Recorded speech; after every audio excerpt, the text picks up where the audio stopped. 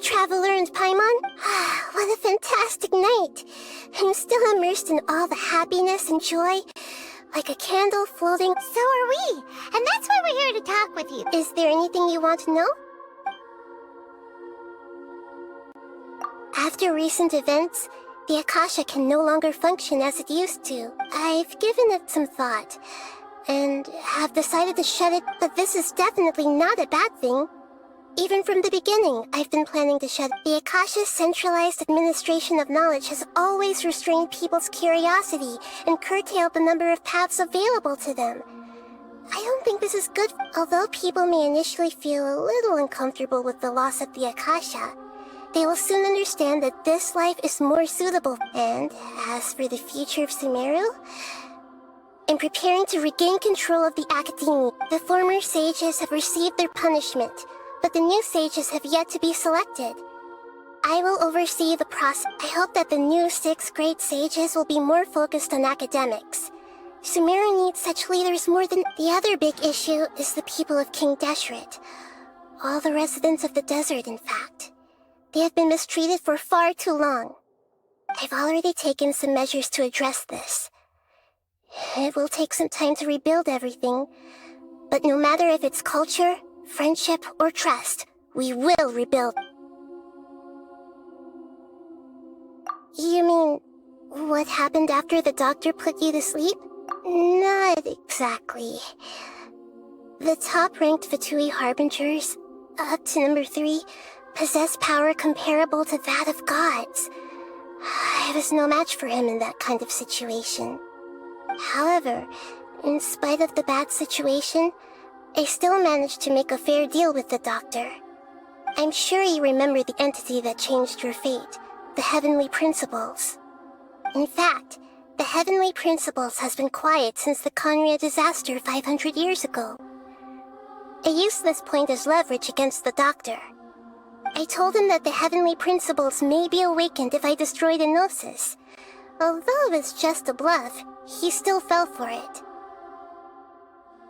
I assumed that the Heavenly Principles wouldn't just stand by and let such extensive damage to its laws take place. And as for what I exchanged for the Gnosis, the exchange served as both punishment for the doctor, as well as a boon of new knowledge that I couldn't refuse as the God of Wisdom. He's still in a coma. I've hidden him like how one would hide a feather. I know you have many misgivings about him, but as someone who had become a god, he has retained a number of very Don't worry, I'll keep an eye on him and make sure he doesn't do any evil. In addition, there are still some mysteries left in him. Some things may be very clear from my perspective, but he is still yet to understand them himself. His future will be determined by fate. Is that where you're headed next? Fontaine, the Nation of Justice?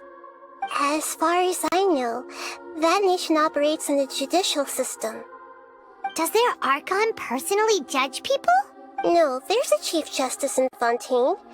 Generally speaking, the Hydra Archon, Focalor, won't preside over individuals. However, even then, Focalor will still make herself present at just about every trial.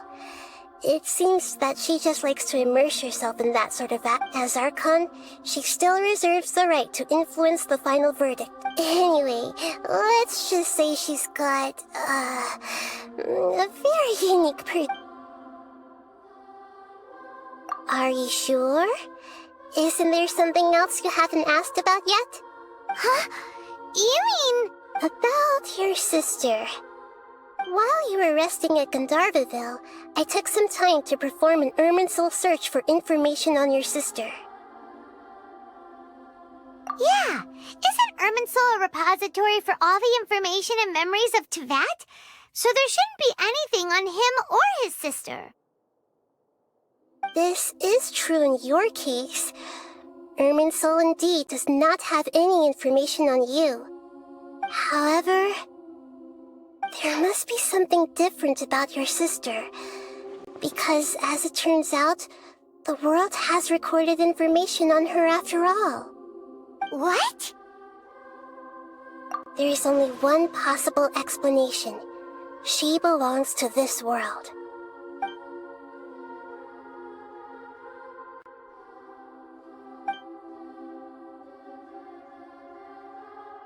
But nothing about this makes any sense! Wasn't this your first trip to Teyvat? According to the records I was able to access, your sibling suddenly appeared in Conria after the Conria disaster. She began her journey through the 7 nations of but just as her journey was about to reach its conclusion, the Irminsul records on her suddenly become fuzzy. What do you mean, fuzzy? Did something happen to her? All I know for sure is that somebody, for reasons only they can know, is deliberately obfuscating her, and whoever it is, if they can do that, who knows what else they're capable of. But even that wouldn't explain how she somehow comes from this world. Something else I noticed was that according to these records, the Fatui have not classified your sibling as one of the Descenders. What's a Descender? Paimon's never... Look, I'm sure you must be curious about the information I received from the Fatui in return for my notes. A very important part of the intel was about this world's Descenders. External beings, ones that don't belong to this world. Traveler, you are Teyvat's 4th Descender. Huh? So the Fatui count 3 other Descenders before the Traveler? And his sister isn't even one of them? That's right. My current hypothesis is that the first Descender was likely what we now call the Heavenly Principle. As for the other Descenders, I still need to verify their existence. It could take me some time. Paimon's head's about to burst from all this crazy new information. And yet, even knowing all this, I'm sure you must still have a lot of unanswered questions. I must say, I truly regret that I can't help you. There are many questions in my heart as well. I will need some time to go through each one of them. And soon, you'll also begin your journey anew and depart from Sumer. I'm very interested in your future. It's a journey that can't be observed or recorded by this world. If fate is the ultimate knowledge, then your future will be the ultimate fate. Paimon's sure glad we got to meet you, Nahida. The pleasure is all mine. I can't thank you enough. Alright, that's enough talk for today. If you ever miss me, just close your eyes, and maybe I'll appear in your dream.